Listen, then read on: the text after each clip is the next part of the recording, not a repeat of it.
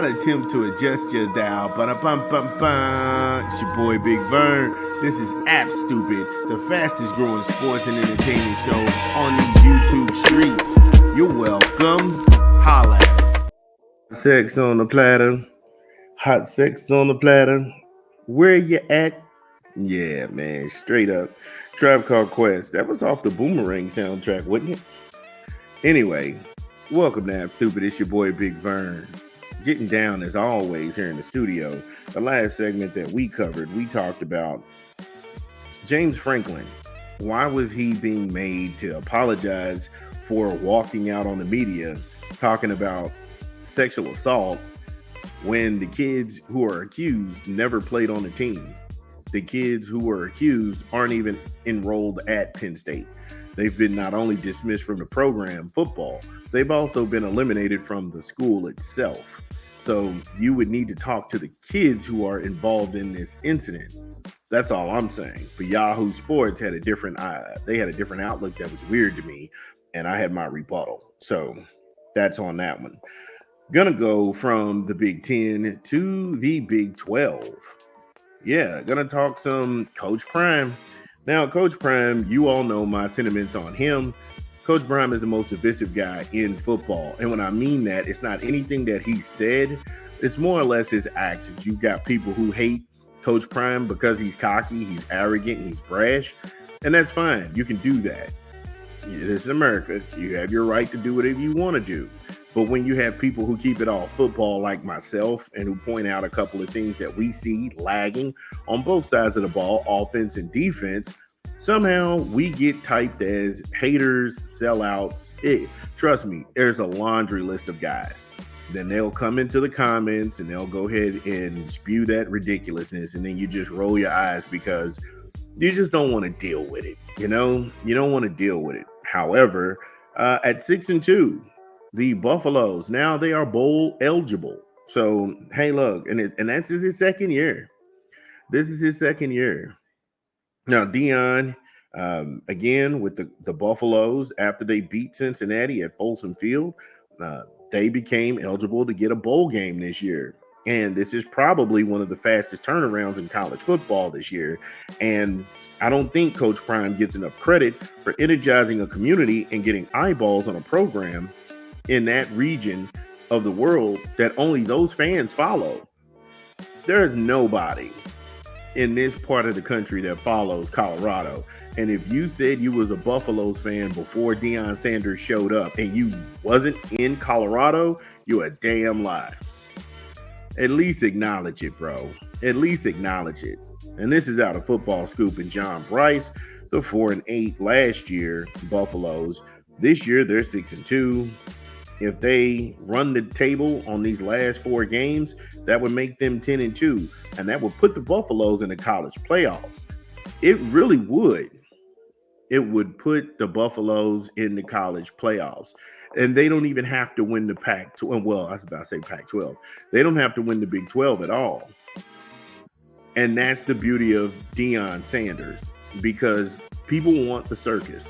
Number one, Colorado, they travel well. The fan base is energized. He's TV when TV matters. You add in Shador and then Travis Hunter. Okay. What network is going to turn that down again? Right. No network is going to turn that down. And Deion knows it. And he says, hey, this team right here controls their own destiny. And he's absolutely right. And people have to get out of hating Deion Sanders for what the media, and I guess it's how the media sold it, that he was this black coach giving all of these kids who don't have the talent, he was giving them a shot, and that wasn't true at all. Deion Sanders is a football coach. He's going after the 4- and 5-star kids that are out there because that's what really brings more eyeballs to the university and increases his paycheck so he can increase the paychecks of the coordinators under him. That's what that is. Nobody gave them that symbolism of, oh, we doing it for the black athletes and we got to come together and make some. No. He's a football coach, and he's going to do whatever works for his bottom line, just like anybody else would. So that's one thing. The second thing is that people hate Deion Sanders because of all of the shenanigans that he invites the circus. There's rappers on the sideline. There's celebrities walking around. There's people who've never even been to that university, former pros, and it's just like, wait a minute, what's going on? I thought this was a football game. Not to mention, all of the fans are starting to believe, and they're starting to pack the place. But you gotta go ahead and give him his props. He called a shot. I got no problem with that. Superstar quarterback Shedeur Sanders and two-way sensation Travis Hunter.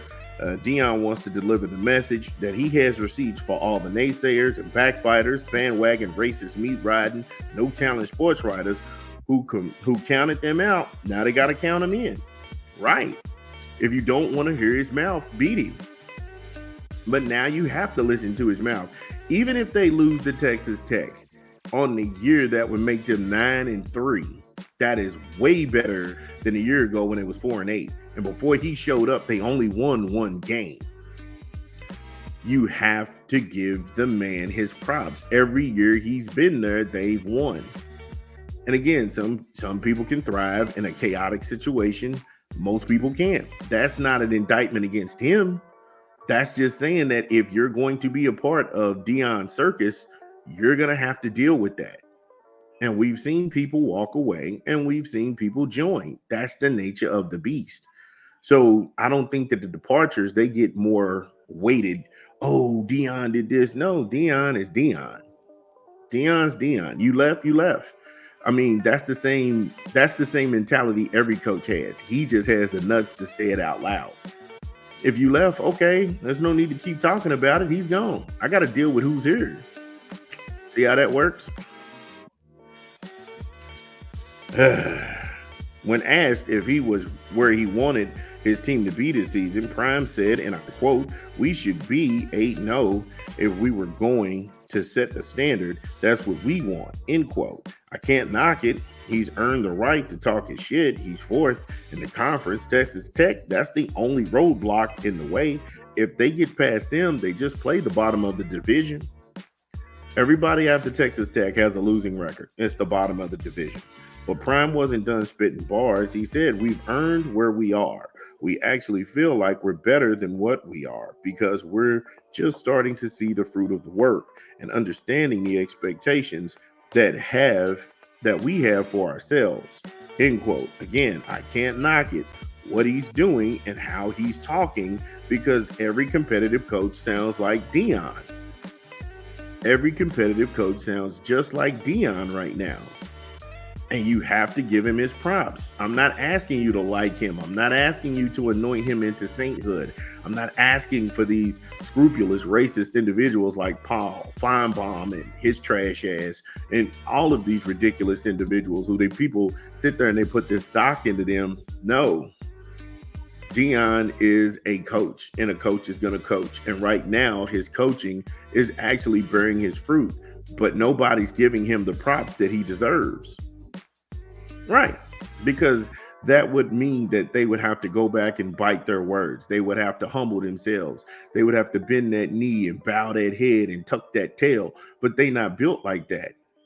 It's all grandizing. And then they bring on some other failed athlete to sit here and try to articulate or black explain away why Deion isn't XYZ when he's got to do that because he's got to pay bills. I don't have to pay bills like that. This shit is fun to me. This is fun to me. So, congratulations to Deion Sanders and the Colorado Buffaloes. Hopefully, they run the table and this man makes it into the college playoff. I wonder when they reach 10-2, what people will say. I wonder what they will say when Coach Prime hits 10-2. If you are in the Colorado area, jump in the comments. Let me know. Are you happy with the way the season turned out? Because Deion has turned that place around.